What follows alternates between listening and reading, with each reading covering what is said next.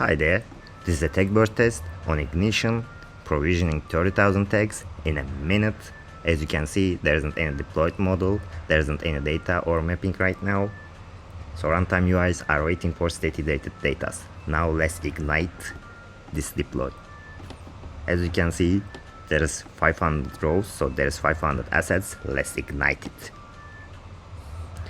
Now model is checked pre-flight first, then calculate its runtime and manifest CRCs. It's fresh deploy right now.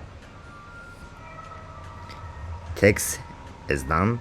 Database connection, historian connections is done. Now database tables are creating.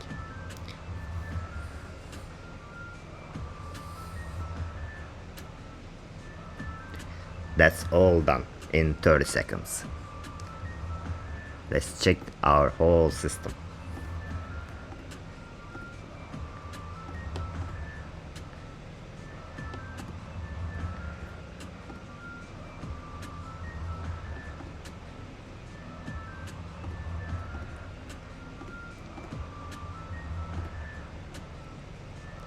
The production just started right now, but the PLCs has the historian data on their logs.